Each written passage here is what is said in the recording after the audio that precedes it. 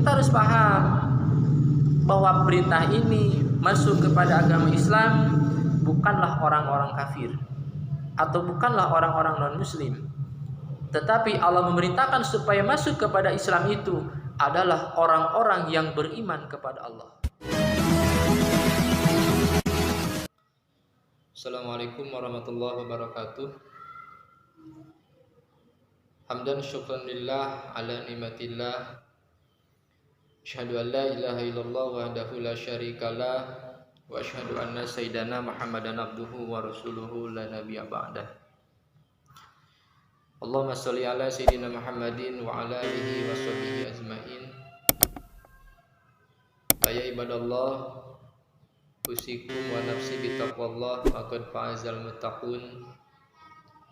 Wa husukum ala ta'atillahi wa ta'ati rasul fi kulli waqti la'allakum tuflihun. Faqad qala Allah ta'ala fil Qur'anil azim wa huwa asdaqul qailin. A'udzu billahi minasyaitonir rajim. Bismillahirrahmanirrahim. Ya ayyuhallazina amanu dkhulu fi silmi kafah wa la tattabi'u khutuwatis syaiton fa innahu lakum aduwwum mubin. Layah. Pertama-tama marilah kita panjatkan puji dan syukur kehadirat Allah yang mana atas qudrat dan iradatnya sehingga kita semua sampai saat ini masih bisa merasakan kenikmatan-kenikmatan yang Allah limpahkan kepada kita, dan kita bisa melaksanakan sebagian tugas hidup kita yaitu ibadah kepada Allah. Dan semoga kesempatan ini kita mampu memanfaatkan atau menggunakan maksimal mungkin untuk menjadikan pribadi kita, keluarga kita menjadi pribadi yang bertakwa kepada Allah dengan takwa yang sesungguh-sungguhnya. Wakadalik salawat beserta salamnya Allah semoga dilimpah curahkan kepada baginda tercinta yang Nabi besar Muhammad sallallahu alaihi wasallam, kepada keluarganya, kepada sahabatnya. Semoga kita semua mendapatkan syafaat darinya, amin ya Allah ya rabbal alamin. Iwan fillah rahimakumullah. Alhamdulillah pada kesempatan kali ini saya bisa membuat satu konten kembali untuk melanjutkan beberapa materi yang telah lalu, yang mana pada materi yang lalu yaitu dijelaskan tentang kewajiban pertama di saat usia atau di saat manusia berada dalam usia baligh. Kita ulas sedikit agar tersambung. Tugas kewajiban pertama yang diperintahkan Allah kepada manusia di saat baligh, sebagaimana tercantum dalam ayat surah Al-Baqarah ayat 21, ya ayuhan nasu ubudu rabbakumul ladzi khalaqakum wallazina min qablikum la'allakum tattaqun. Wahai manusia, ubudu bertauhidlah rabbakum kepada sang pencipta kalian semua agar kalian menjadi orang-orang yang bertakwa. Dalam tugas pertama ini kita diperintahkan oleh Allah supaya bertauhid, yaitu mengetahui adanya Allah, meyakini adanya Allah. Dalam proses mengetahui dan meyakini ini perlu kita mendalami tentang ilmu-ilmu agama sehingga bisa terlahirnya rasa kepercayaan dan keyakinan dalam hati kita tentang atau dengan adanya Allah. Setelah adanya rasa keyakinan dan kepercayaan, maka disitulah lahirnya sebuah keimanan yang ada dalam hati kita. Apa yang mesti kita lakukan setelah adanya kepercayaan dalam hati kita kepada Allah? Maka agar sah keimanan kita, kita harus melaksanakan 3 syarat. Yang pertama, iman itu harus tasdiqu bil qalbi, diyakini dengan hati. Setelah diyakini dengan hati, maka iqraru bil lisan, ucapkanlah dengan lisan. Setelah diucapkan dengan lisan, af'alu bil arkan, maka buktikan ucapan kita dengan perbuatan itu melaksanakan segala perintah Allah dan menjauhkan diri kita terhadap segala yang Allah larang atau Allah cegah. Nah, setelah itu kita harus melaksanakan tahap berikutnya.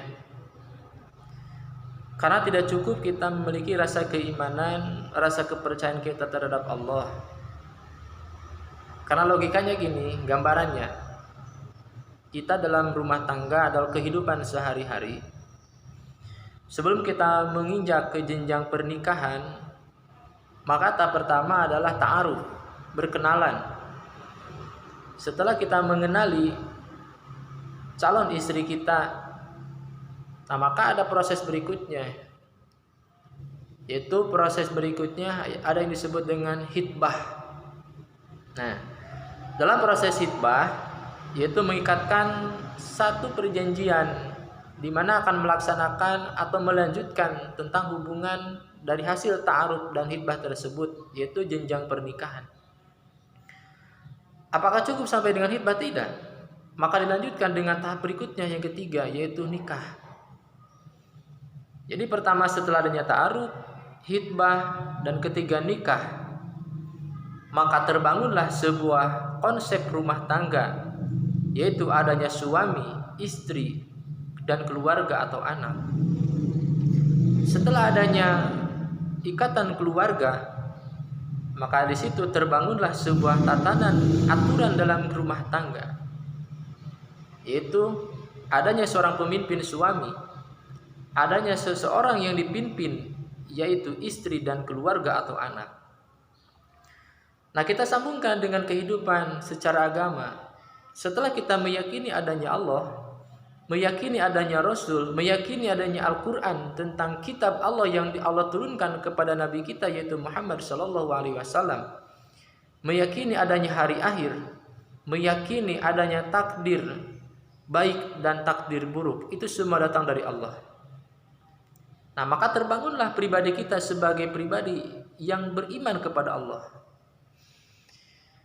Nah, setelah kita punya rasa keimanan atau kepercayaan kita, maka tahap berikutnya adalah lihat kata Allah dalam surah Al-Baqarah ayat 208. Ya ayyuhallazina amanu dukhulu fi silmi kafah wa la tattabi'u khutuwati syaitan fa innahu lakum aduwwum mubin.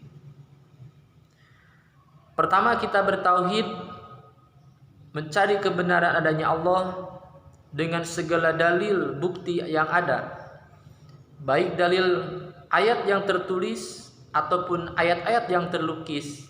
Itu merupakan bahan kajian kita untuk meyakini tentang adanya Allah.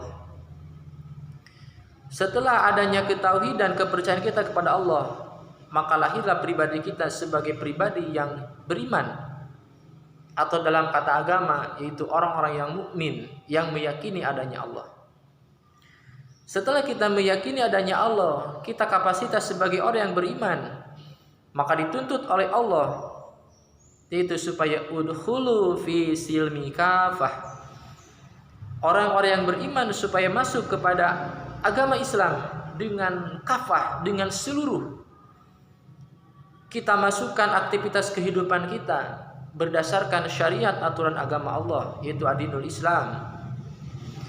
Kita masukkan konsep berpolitik, konsep berekonomi, bertetangga, bernegara, dan sebagainya.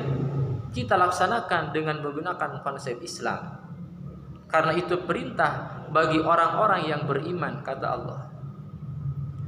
Ya ayyuhalladzina amanu dukhulu fi silmi kafah wahai orang-orang yang beriman, masuklah kalian semua kepada agama Islam dengan kafah, dan janganlah kalian mengikuti langkah-langkah syaitan. Sesungguhnya syaitan itu merupakan musuh yang nyata bagi kita semua. Kita harus paham bahwa perintah ini masuk kepada agama Islam bukanlah orang-orang kafir atau bukanlah orang-orang non-muslim, tetapi Allah memerintahkan supaya masuk kepada Islam itu adalah orang-orang yang beriman kepada Allah. Mungkin demikian yang dapat kami sampaikan. Insyaallah untuk yang selanjutnya, bagaimana tahapan-tahapan agar kita bisa melaksanakan proses-proses kita untuk menuju masuknya Islam atau melaksanakan syariat Allah. Demikian, hadanallahu wa yakum ajmain. Wassalamualaikum warahmatullahi wabarakatuh.